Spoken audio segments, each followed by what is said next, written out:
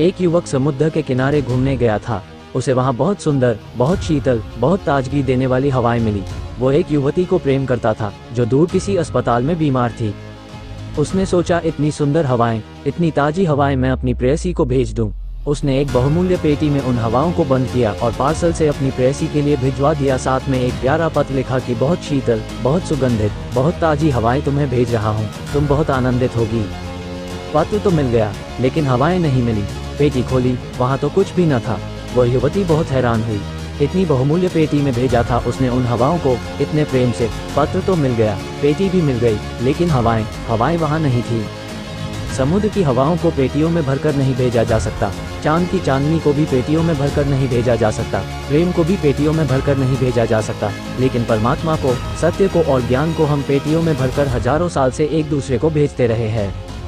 पेटियां मिल जाती हैं, साथ में लिखे पत्र भी मिल जाते हैं, लेकिन गीता के, कुरान के, बाइबल के ज्ञान और सत्य पेटी खोलने पर नहीं मिलता है। जो ताजी हवाएं उन लोगों ने जानी होंगी जिन्होंने प्रेम में ये पत्र भेजे, वे हम तक नहीं पहुंच पाती है।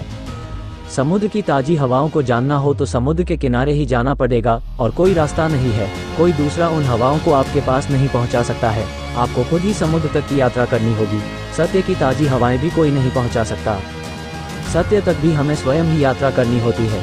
इस बात को बहुत स्मरण पूर्वक ध्यान में ले लेना जरूरी है। इस बात को ध्यान में लेते ही शास्त्र व्यर्थ हो जाएंगे।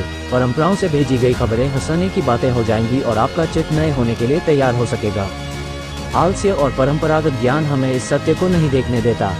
परंपरागत ज्ञान के साथ जीने में एक तरह की सुरक्षा, एक तरह की सिक्योरिटी है। सभी लोग जिस बात को मानते हैं उसे मान लेने में एक तरह की सुरक्षा है। राजपथ पर चलने जैसी सुरक्षा है।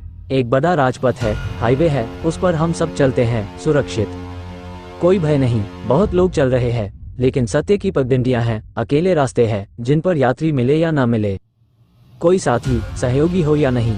अकेले जंगलों में भटक जाने का डर है। अंधेरे रास्ते हो सकते हैं, अनजान, अपरिचित, अननोन, उन पर जाने में भय लगता है। इसलिए हम सब सुरक्षित बंधे हुए रास्तों पर चलते हैं, क्योंकि वहाँ सभी लोग चलते हैं, वहाँ कोई भय नहीं है। रास्ते पर और भी यात्री है, आगे भी यात्री है, पीछे भी। इससे यह विश्वास मन में प्रबल होता है कि जब आगे लोग जा रहे हैं तो ठीक ही जा रहे होंगे, पीछे लोग जा रहे हैं तो ठीक ही जा रहे होंगे। मैं ठीक ही जा रहा हूँ, क्योंकि लोग जा रहे हैं और हर आदमी को ये ख्याल है कि बहुत लोग जा रहे हैं। यह एक म्यूचुअल फैसला है, यह एक पारस्परिक बात है। बहुत लोग एक तरफ जा रहे हैं तो प्रत्येक ये सोचता है, इतने लोग जा रहे हैं तो जरूर ठीक जा रहे होंगे, सभी लोग गलत नहीं हो सकते, और हर एक यही सोचता है। ओशो शास्त्र, भीड़ एक भ्रम पैदा कर देती है, तो हजारों वर्षों की एक भीड़ चलती है एक रास्ते पर। एक नया बच्चा पैदा होता है, वो इतना अकेला होता है, इस भीड़ से अलग हटकर कैसे जाए।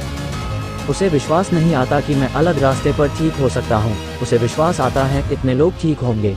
ज्ञान की दिशा में ये डेमोक्रेटिक ख्याल सबसे बड़ी भूल साबित हुई है। अगर आपको वास्तविकता में सत्य की खोज करनी है तो आपको भीड़ से अलग चलना होगा। भीड़ के इस भ्रम को तोड़ना होगा कि भीड़ हमेशा सही रास्ते पर ही चलती है। आपको सत्य तक अपना सफर खुद तय करना होगा, और यह भी हो सकता है कि इस सफर में आपको कोई मुसाफिर मिले या ना मिले, क्योंकि आज के जीवन काल में इस रास्ते पर सफर करने वाले बहुत ही कम लोग हैं।